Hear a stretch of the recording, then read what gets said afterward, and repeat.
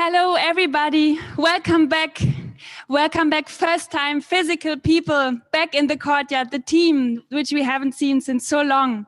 And we are just very excited. And we know that it was really hard and contrastful times this last weeks for all of us. And we want to use, though, this power, which is collectively gained, to really raise questions and find answers and solutions. And this is why we are here tonight. And we can't wait to formulate this new. And we have Martin here with us from Tamera. Hi, in the back. We have Solène and Tom. I'm Nadine from the Michelberger.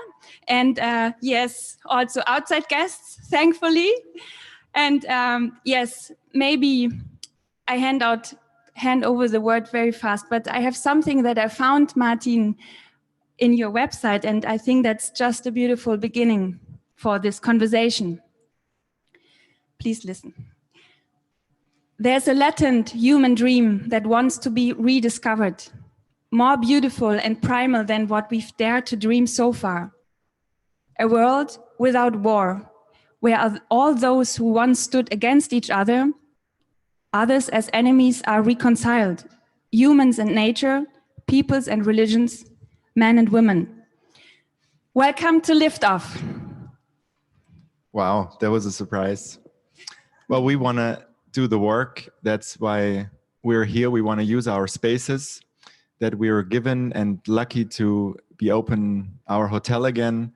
And we just felt now is the moment to take responsibility beyond ourselves and invite people for us all to kind of remember, the knowledge that is out there. We don't have to reinvent anything, and in a way we do, but it will not fall out of the sky. It will come from people who have done the work for many years now, and we are excited to listen to them, to exchange with them, to talk with them, to give them to let their voice be heard and do our little part, because whatever is going to come next will be shaped by all of us collectively, and everyone will leave its part. And this is our first step into the new. And here we are with Solène. Yes, very happy to be here. And for our very first guest of 60 Minutes to Liftoff, we have Martin Winiecki joining us from Portugal. Martin lives and works in Tamera as a project coordinator at the Institute for Global Peace and Work. He moved there 15 years ago originally to study, and then stayed there and lives there. And we are very excited to have you here, Martin. Thank you so much for joining. And without further ado, I would say let's start. And yeah, tell us, Martin, where are you sitting and how are you doing? Hello, everyone. Thank you for this wonderful invitation. As you said, I'm in Tamera in southern Portugal, in the actual building of the Institute for Global Peace Work. And yeah, I'm well. It's a wonderful spring afternoon here. And maybe for the people who don't know Tamera, can you describe in a few words what it is and especially what it means to you? Yeah, Tamera is an international community and peace research and education center. It was founded in 1995 by a group mainly of Germans, actually, who had started an interdisciplinary research project mainly on the question of how can people live together in a regenerative, non-violent way in a trust-based culture since 1978. And in 1995, they moved to Portugal, to a very barren, unpopulated piece of land in the process of desertification, to create what they dreamt of with the vision of a healing biotope. And so here we are in this research 25 years later, trying to create an example on a small scale for a society in which humans among each other, but also humans in contact with nature, really base their culture on trust and cooperation. So this is a pretty radical kind of premise to engage and to research on all these different levels. And yeah, for me, of course, Tamera, after having lived here for so long, it also means home. But it is also an everyday adventure of not just taking circumstances as they are, but knowing this is kind of the canvas where we experiment, where we question, where we work and research. What does it really look like, a world where we can fully trust? Yeah, wonderful. And a couple of weeks ago, you wrote an essay on the crisis and the opportunity that it could bring, which was shared to us by somebody who's actually sitting in the audience today. And we were very keen on reading your words and your perspective on this crisis. And you've been making a parallel with the disease, like COVID-19 being disease, and being able to look beyond, like looking beyond the symptoms. And so from this point of view, looking at the deeper roots of the virus, what is this disease about, and especially what is the healing antidote? Yeah, so when you look into holistic medical traditions or spiritual philosophies, there's very often a different approach to disease and healing than you have it, let's say, in the Western materialist paradigm, where we often consider sickness as a problem to be resolved as quickly as possible, to eliminate, we often say. And in those traditions, sickness is often understood actually as a messenger of either a deeper conflict that has been suppressed, or of a necessary transformation, or also of an unbalance, not only in this individual, but in the community or society that they are part of.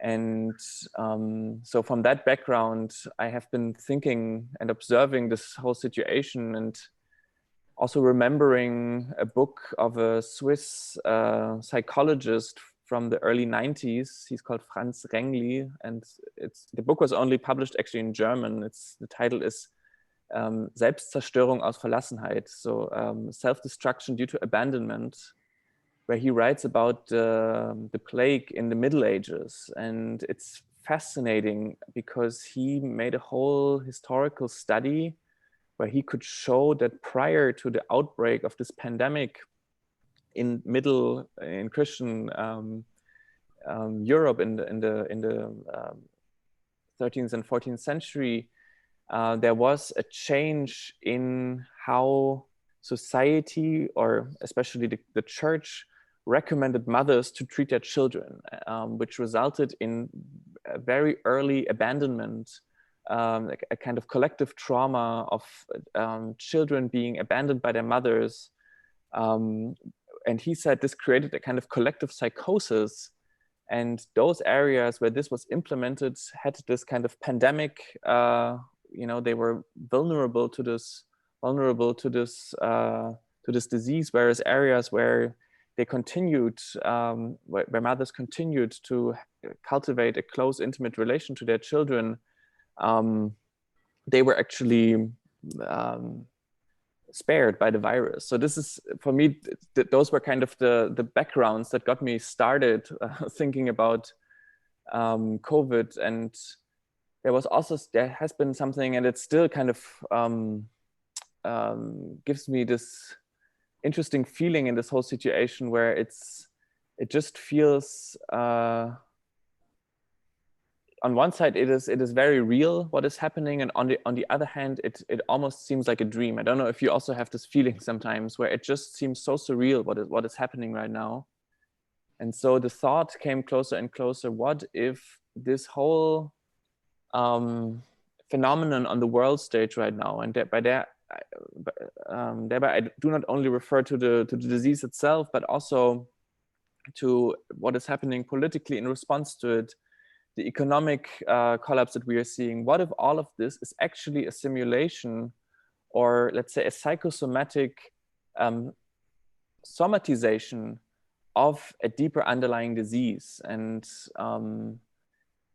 there are also Native American cultures, especially the Algonquian ones, that when the white man arrived, invading and stealing their territories, starting this whole genocide of the indigenous peoples of the Americas, they actually not just judged the European invaders as cruel, they actually saw that they were sick, and they had a name for this sickness. They called it wetiko.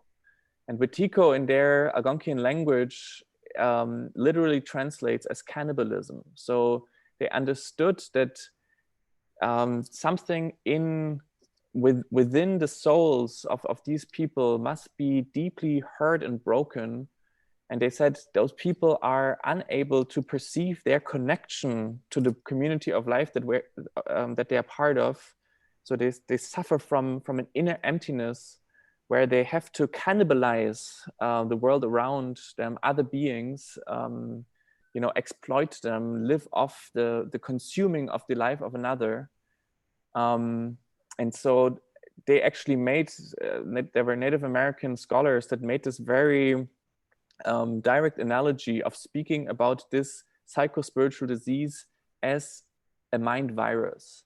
And so seeing everything that unfolded with this kind of, having read these books about it in the background, for me, it's been fascinating, because it just seemed that everything that we've been seeing, like the mass fear reaction on the world stage, but also the collapse of an economy that is essentially shaped by wetiko, and both the exaggeration of this disease in the panic, the surge in domestic violence, but also the liberation of it, where so many people are suddenly having this awakening of empathy, where there is so much mutual aid going on.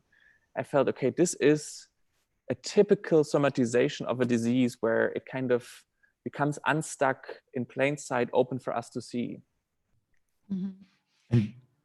And you say this fear was here before, so it's not the fear of the virus, it's just what it brings out, right? Yeah, so I think that, we have been cultivating fear as humanity, or at least let's stay with our Western civilization, for a long time, for hundreds, if not thousands of years. And I think fear has been kind of the logical consequence of societies organized around this domination principle. So in order to dominate people, we've had rulers, we've had control mechanisms really based on this principle of divide and conquer. And so communities in which people organize themselves, both on a material and on a spiritual cultural level, autonomously, have been broken apart so that people would obey to systems of power. And whenever we were broken out of those systems that were whole, that provided natural identity, natural connection, systems of solidarity, whenever we were taken out of those contexts, and especially also taken out of the experience of love, which I think has been the most cruel reality of this era of power that we are coming from. Whenever that happened, fear was instilled into the human organism. And so now this fear has become such a widespread social and psychological reality that actually we do not even perceive it as such. It is more, people that are not totally filled with fear are rather the anomaly. They are rather the weird ones, the renegades. So I think there is a disease which is quite collective. It's neurotic nevertheless, and I think what this virus teaches us, it is in a way holding up a mirror to us, to show that here is really something for us to work on, to process, if we want to you know, evolve from the crises that we have created on the social, economic, and especially also ecological level. Yeah, and I think that's what really interested us, notably when we discovered your work and your writing, is that it was you had this very sharp assessment on the situation, and at the same time already talking about the healing antidote, like what can we do, how can we use these times to create something better. And what Tamera has been doing at the level of a community can also be an example in many ways on how we could reshift the way that we operate on an ecological level, social level, and political level. So when it comes to that, what on a personal level, you living within Tamera and seeing that there is an alternative for the system and a healing antidote to the virus. What drives you forward? Like, what gets you out of bed? Well, I think that's an interesting question. Well, I think it has something to do with like, I know this word can be dicey in some ways, but I think it really has something to do with being connected to the sacredness of life in the end. Like, also, if you ask about the antidote to this, to the fear and the separation and the alienation that we are suffering, there is this experience of you know, on life itself, in its pure kind of undisguised, unalienated expression, being not only beautiful, but being actually sacred. And by that, I mean that this is what I am here to serve, not what I am here to make use of for myself. I think this is what I would define as sacred. And so there is something where, yeah, I think we are really in a time of rediscovering that, and for me this is I find this more and more to be also the purpose of this existence, of this life, maybe, of learning more about this world and relearning wonder and awe and curiosity in what it is, because we have constructed for ourselves a kind of reality where we are very smart and very you know, we know how to manage societal life, but then there is a whole existence outside of it, and this is what really fascinates me. I think a lot of things intellectually have arrived in our society of that it would be good for us to connect with nature, that it would be good to us to relate to each other, it would be good to have more empathy. So I think all of these theoretical concepts are out there, and it just seems like that now is an opportunity because there is an opening which wasn't there 8 weeks ago because everyone was just stuck in their behaviors and stories and systems.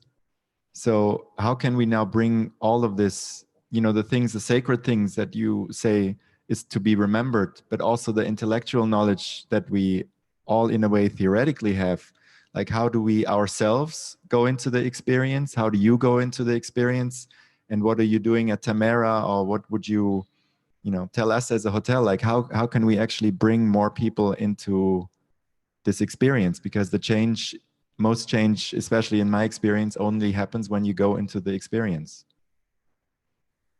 Right. Yeah, I think that the intellectual level, or also the, let's say, the level of working on thought and the level of experience, they kind of walk hand in hand. I think they really inform each other, and they must be cultivated together. What I find to be really key is the level of how do we come together as people, because it is, I think, as an individual, I can, and I'm sure you all know this experience, like you can go into nature and have this incredible experience of openness and perceiving the sacredness, and often as soon as we meet others, it can be quite quickly over. And so there is something very powerful when people can come together with the shared intention and commitment also to go deeper and to work on,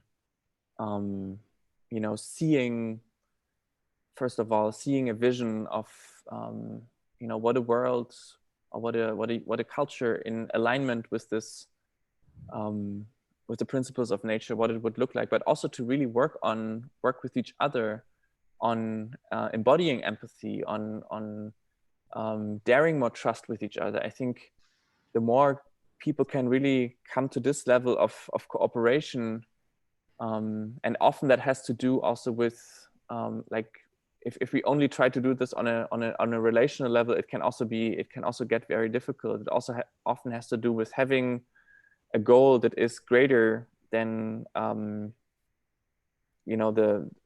experience in the group itself. But I believe that working on this interpersonal level, that this is where we can really create a shared reality that can also then hold this different experience. If you can really trust one another, if you can really rely on solidarity with one another, then you have a strong opening to go into this exploration of the sacred or of a different culture or whatever you want to call it. Mm-hmm. And yeah, interesting. Two questions regarding that I would have is regarding trust, like very concretely and pragmatically at Tamera, how are things organized so that you nurture trust? Perhaps you have a couple of anecdotes or best practices to share. And secondly, I think it's also opened up a lot regarding working together means a lot controlling the egos, and that's something that is fairly complicated in most of the society. So also, yeah, how are decisions being taken within Tamera, and how do you control the egos? Yeah, I think both questions are really closely related. On the level of trust, I mean, trust really emerges in my experience when I have the feeling I can really believe another person. I can, I know that what this person says is what he truly means or she means, and this person is doing what they are saying and saying what they're doing. And I think on the same level, we also know in ourselves the many situations when we feel like we have to actually hide what is really going on in front of other people, because we don't actually feel safe to be truly who we are. And so a lot of the work actually in community is that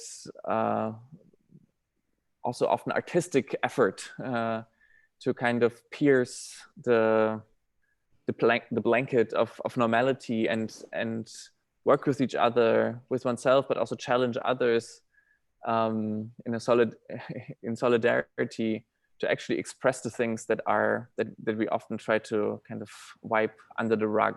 And so there is, for example, a practice that we call forum, where we meet in a circle regularly, and people can step into the middle. It is a facilitated held space where I can express the things which I usually wouldn't share, because either it is, it would immediately bring up a conflict with another person, or it is embarrassing, or, it might also be just too beautiful. Like, I'm so in love with this person, and it's, I cannot say it just over dinner in my living group. So and there is this experience which, like, even if somebody shares something really bad, either they're super angry at someone or they committed a terrible mistake, when I, let's say me, I'm in the center, I share something that like this, and I come to this level where I can show myself fully, like recklessly, where I don't have to, try to make it sound nicer, or like when I fully show myself, there I have time and again had this experience of full support, full solidarity, actually even the feeling of and the movement of love of other people. And that is a strong transformational experience, because we often hide from each other, disguise ourselves to others, all the way to like actual deceit and lying, because we believe that if we truly show what we are actually thinking inside of ourselves, this is when we will be thrown out of the tribe, or we will, people will break relations with us. And so this experience in a community is a very strong one. And I think this is a key to building trust, but it's also, I would also not reduce building trust to only the interpersonal level. Like, it also has to do with, for example, a spiritual path where I'm curious for the world that I live in, and I commit to a path of service. I'm not just caring for myself. So I would say there is a whole set also of ethical values which we find across many cultures that simply have to do with creating a culture of trust. So, for example, participating in the community or the society that I'm part of, not just living for myself and my own private profit. It's an important prerequisite of trust. And then that really ties into this question of ego, because oftentimes I find that this egoic need to kind of pump up the sense of self, it so much often has to do with like chronic feeling of not being accepted. So I have to kind of compensate for that with creating this personality armor where I really prove to the world that I'm also someone, and I need to get the acceptance which I haven't gotten in my life through artificial values of status and fame and whatnot. And so there is something where I often find that, and I've seen this in myself and also in others, that when we actually drop deeper to the level where we truly see each other as human beings, like where we no longer have to put on these masks and experience acceptance on that level, because we make ourselves visible to one another on what is moving the heart, what is moving the soul, what is actually going on, both in beauty and in struggle. I don't know if the ego just dissolves, but there is an opening where the ego is not the master, but the servant. And I think this is really important. And then maybe just I know I'm talking a lot, but maybe as just one more point to that, part of both like holding the ego at check and creating trust in a community is learning how to give feedback to one another in a way that actually serves solidarity. And if you look into living systems in nature, like they all rely on like it's complex interdependent systems, and they rely on their ability to truthfully feedback one another. And this is a quality that we have lost in those anonymous mass societies that we live in this industrial age. So people have this hierarchical relations, but they hardly can truly tell each other what they think about one another.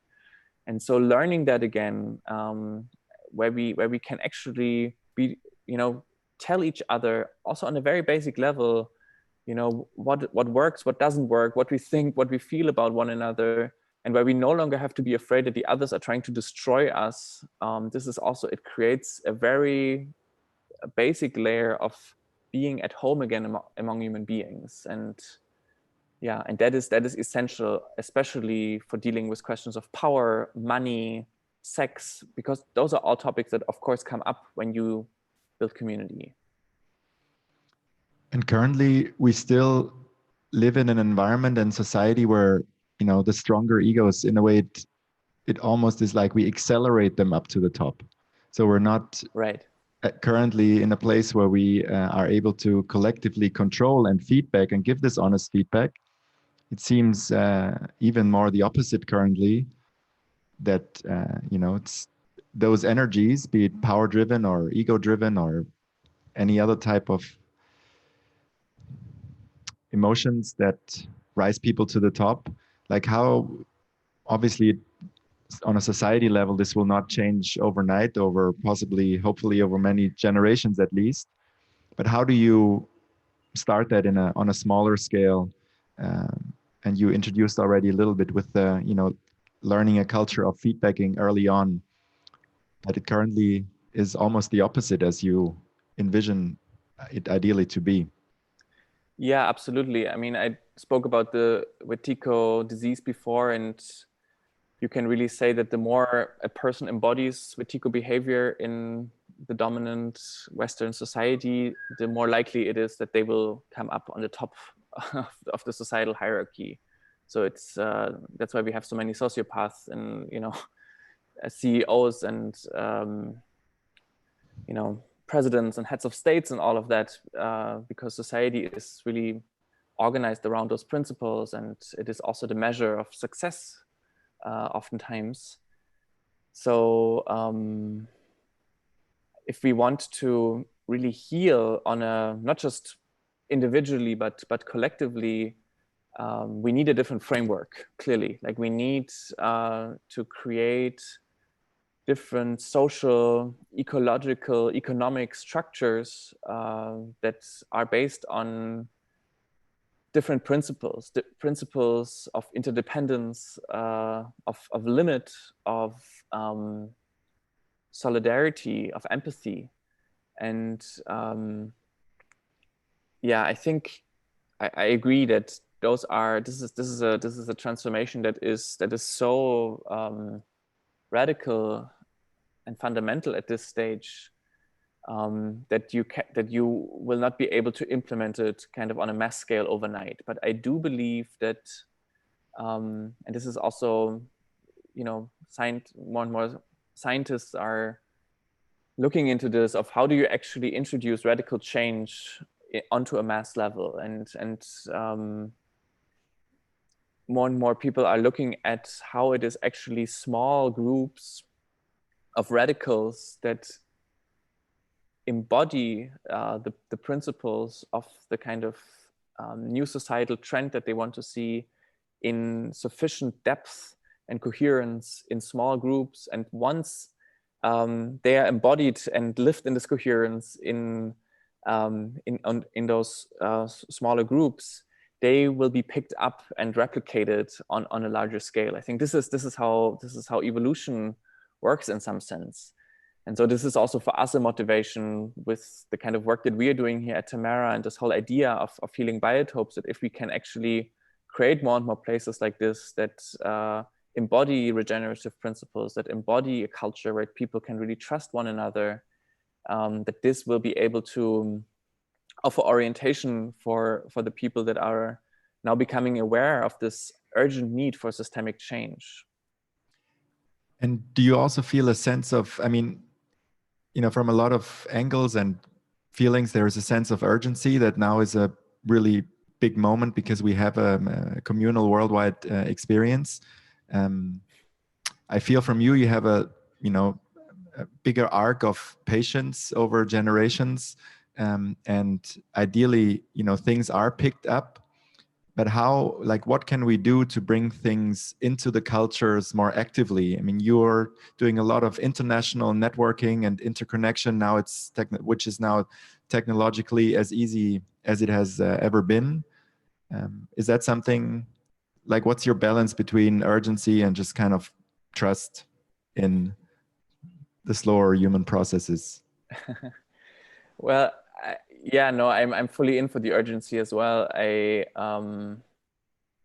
It's also not just the crisis with COVID. It's not just even the economic crisis. I mean, the climate crisis in many ways is such a daunting, dire situation that is urging us for rapid, radical transformation. So I think it is a very important question. How do we scale up and also connect the different efforts of transformation? And I think there are many different levels to that. I mean, one thing, yes, that the trust building in some sense is something that takes long time, and it's fundamental, but it is also not, it is also just one, it is an essential, indispensable piece, but it is also, of course, not the only thing. Like, I believe what is really important at this moment is localizing our economies, our supply systems. I think also the situation around COVID has really shown the absurdity of our current energy, food systems. And so there is a real movement that is accelerating right now of people organizing themselves much more regionally, locally. I think this is very important. This is something that also many people can get active right now.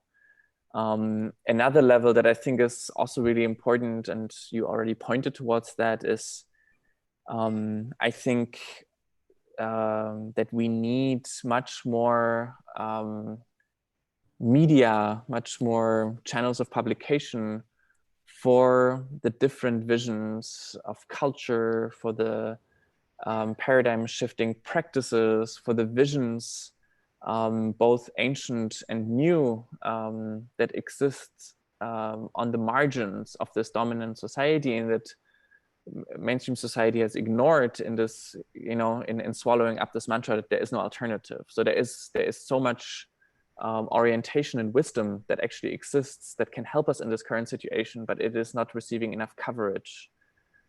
So that is also something, and I'm very interested in that, and also we are working on that. And then I think there's another thing where, like, we have so many important movements, so many important initiatives, like both in terms of resistance against the injustices and the ecological crises and all of this, and we have many people working on regeneration and all kinds of solutions, and we also need a movement of movements to kind of weave a network of mutual recognition, mutual support, knowing of each other.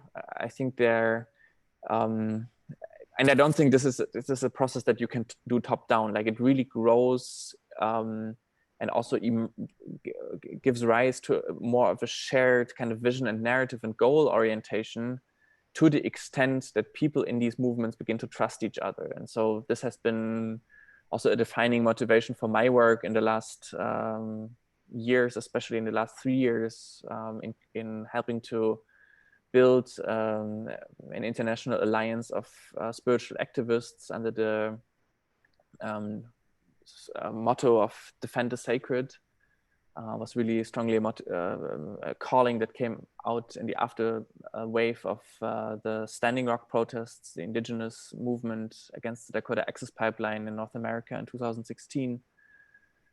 Yeah, so that for me is also a very important aspect. And then I think it also comes down to every individual. Like, I think there is also something on an individual spiritual level where so much, I mean, I feel it every day that life is trying to show us ever new things, is confronting us with our patterns and opening up, so many insights if we are ready to listen. And so there is also something where I don't think there is a one fits all kind of thing. I think everyone has to deeply listen at this moment. Like, where am I called to be? What is my role in this transformation? So if we no longer define ourselves so much as members of this kind of society that is now, gradually disintegrating, but what role am I taking in the emergence of a new culture? Then you can take up your role. And I think that on that, one thing that helps is definitely the inspiration that comes from certain projects, such as the healing biotop that you have been developing in Tamera. Talking about scaling up, or talking about inspiring each other, like, what piece of advice would you give to a community in Berlin or around Berlin who would like to start their healing biotop? Yeah, I think it really starts. It really starts by people coming together and developing a shared vision, idea, goal of what that means. Yeah, there's this author, there's this line by the author of the Little Prince where he says, it's this famous quote of like, if you want to, bring people to the sea, you don't show them the construction plan of a boat, but you teach them the longing for the wide ocean. And I think this is very similar to the work on a new culture. Like, and people also have often very romantic ideas of what it is to live in a community where there is then this initial enthusiasm for, moving in together, or maybe people can build a house or, set up these projects. But as soon as the first kind of honeymoon phase is over, so many conflicts come up. And yeah, actually only 1 out of 7 intentional communities make it longer than 3 years. And so this is not to demotivate anyone, but just to say that I think it is so important to, I wouldn't, many people think that the first step in forming a community is to purchase a piece of land and to engage in setting up infrastructure. But I would actually say the first important thing is create a reliable core group of people. It might just be 5 people, but if you have a group of 5 people that really have the same idea of what they want to do and share principles, ethical principles that they can really hold each other accountable for, and people that are ready to undergo the kind of transformation in themselves that they want to see in a community. If you have that, then you have a carrying basis that can invite more people to come in. And then I think there's always this balance also in a community of like how much you can engage in projects and activities on the outer. It has to be balanced with how much substance of trust is between the people. And so this is a balance that we often find ourselves in Tamera. We are so inspired by, for doing so many things, and we often have to kind of stop ourselves and go back and say, no, like, let's, we have to grow by the speed of trust. This is an idea from an author called Adrienne Marie Brown, which I find a beautiful organizing principle: grow by the speed of trust.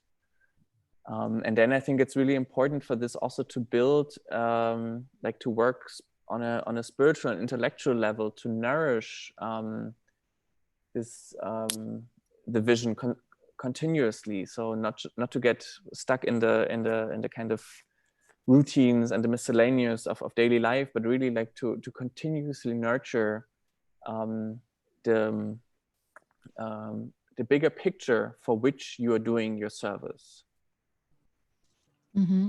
And one thing, also like one of the foundations once the framework is there is, at least in the concept of Tamera, has been that you have been restoring ecosystem. You are doing regenerative agriculture. You develop your own source of water, energy, and food.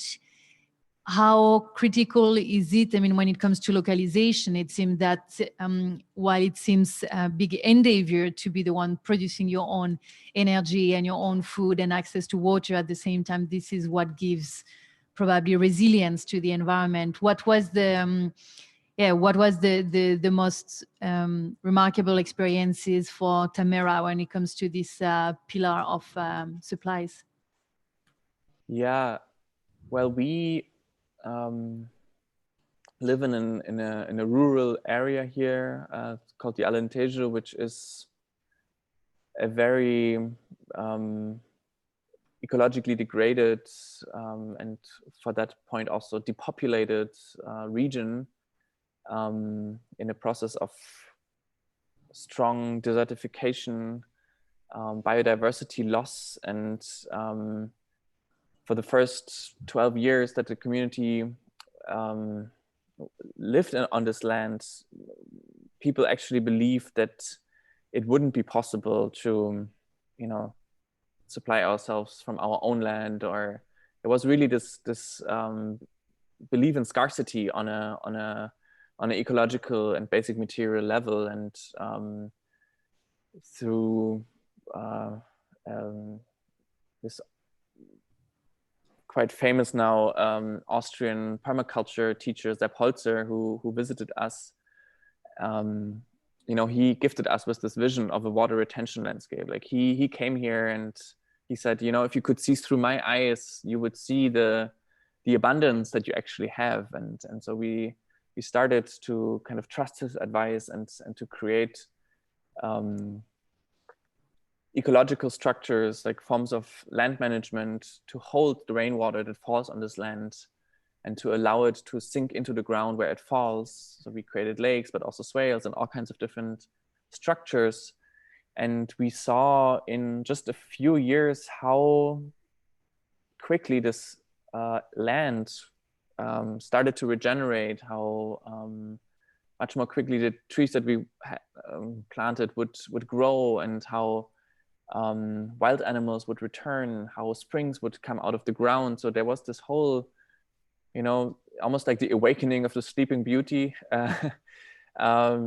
We've seen this this rapid ecological regeneration, and the strongest transformation on a level of consciousness was really this transformation from a belief in scarcity to an appreciation and gratitude for the abundance that we experience when we cooperate with the principles of nature. That has been a really strong experience, and that was also for us in a way a mirror or an analogy to what is happening in the world. That it felt like all this time that this piece of land seemed to go into the direction of a desert, latent in it, hidden in it.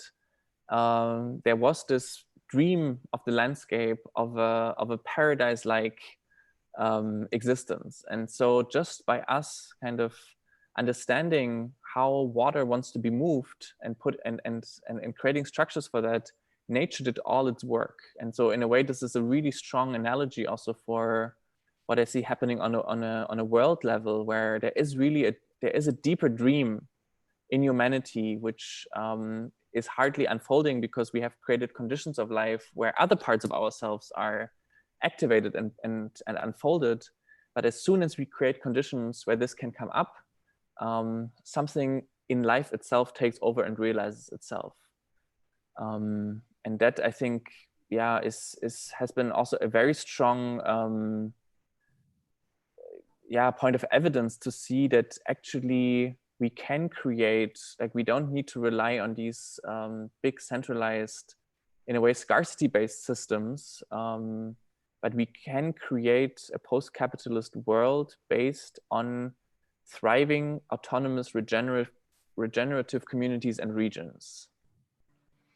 Yeah, and if you're saying that all of these things are currently underlying, and there used to be this old saying, when what if there's war and no one goes? So now it already seems to start is like, what if there are products and no one buys them?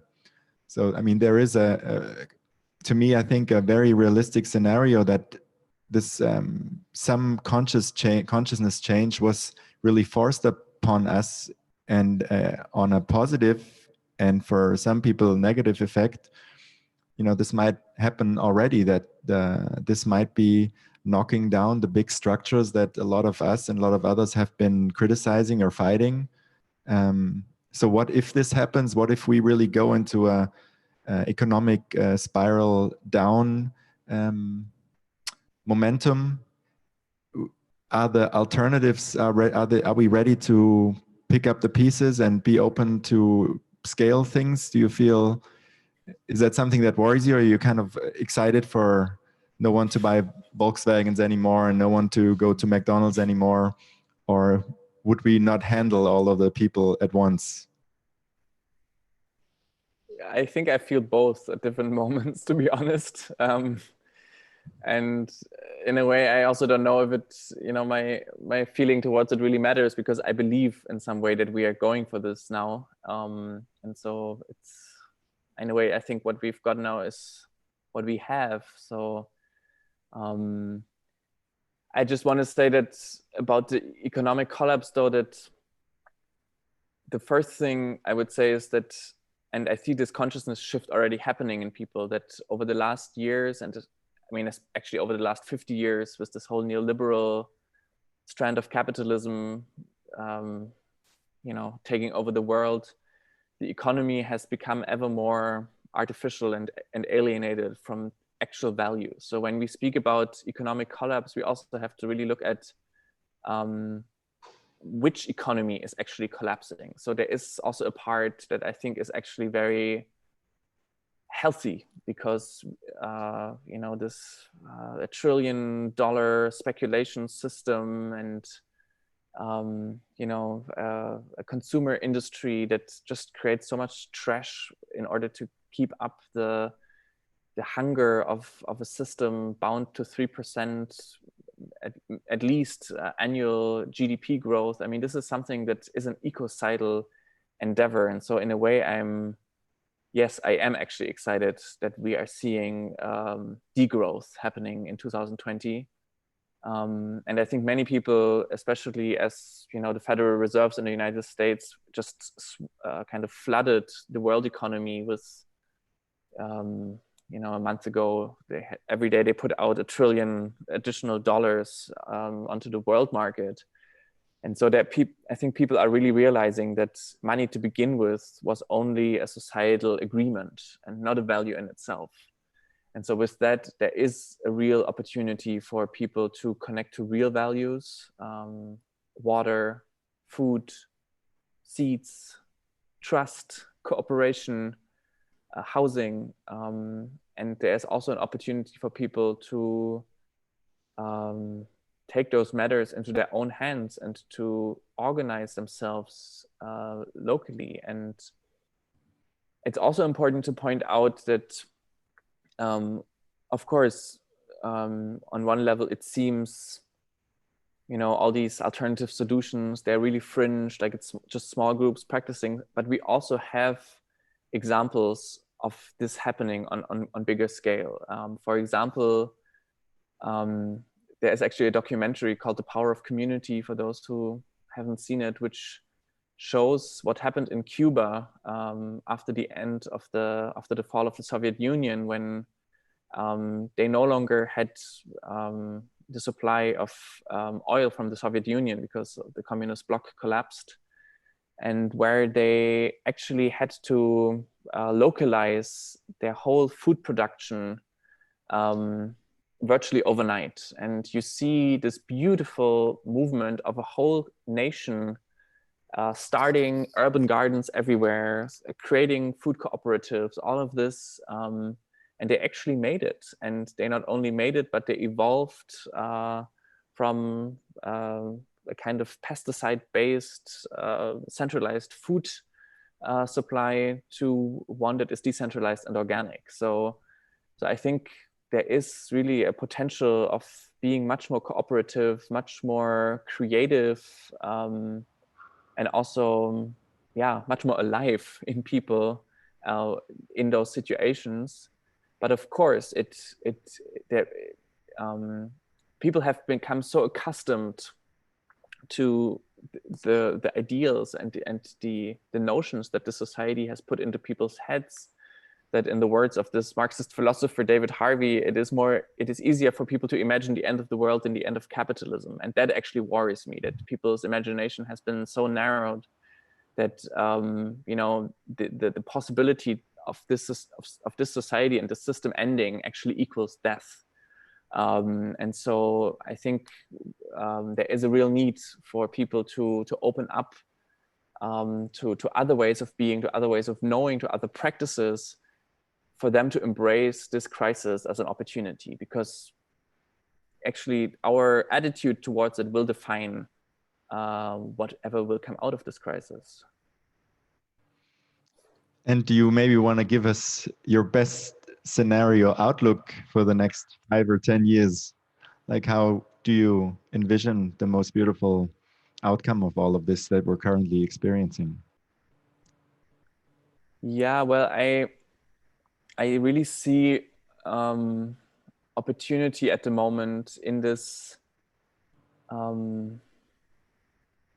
yeah, in the collapse of on the economic level that we are seeing, but also with you know, the ecological crisis that calls for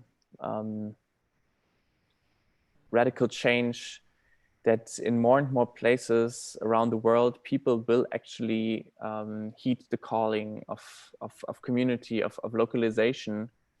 And something that also has really inspired me, seeing in this last weeks with the whole coronavirus situation, actually was to see how much people kind of came together, supporting one another, you know, looking out for the people that were more vulnerable, more in need. So if I look into the future, I can imagine, especially as the economy struggles and the dominant system, you know, doesn't have employment for quite a large portion of the population, that the power of this movement of community and solidarity will actually translate into initiatives that have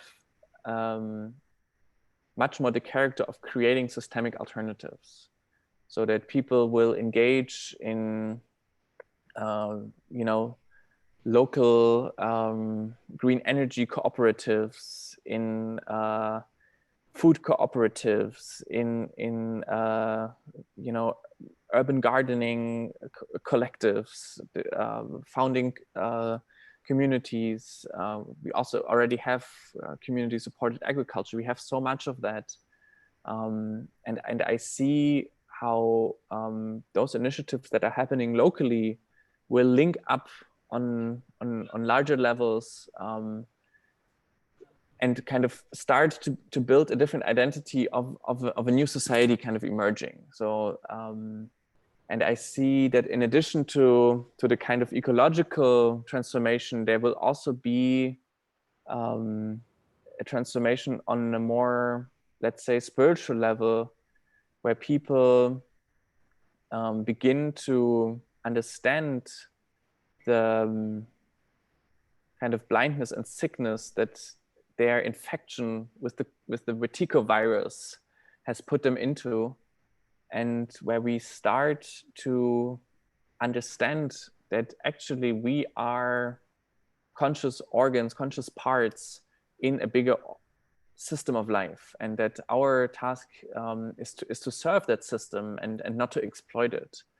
And so I think we will see strong transformations in this time, breaking out of this armor of fear, and really, you know, understand our role in the community of life, where we no longer put human life center stage, but really recognize the wholeness of this earth community. So I think this transformation will rely on our ability to create these new supply systems, a decentralized infrastructure. It will rely on our capacity to build community, and it will also rely on the spiritual transformation in each one of us. But yeah, I think now is the moment to create these new systems, and there is a particular opportunity right now, because the dominant system, you know, it might be able to keep up for some more time, but it will do so using ever more methods of surveillance, of totalitarianism. It will get ever more dire and uglier to stay inside of these systems. And so I believe that ever more people will want to move out and to create alternative realities. And so if we can recognize each other and support each other on this path, eventually we will prevail. Wonderful, wonderful last words. Thank you so much, Martin, for spending this hour with us, this very first episode of Lift Off. Yeah, thank you. That was beautiful. For your questions. Thank you all for coming. Thank you. And we hope to see you soon physically. Yes. Grew up in it would be a pleasure.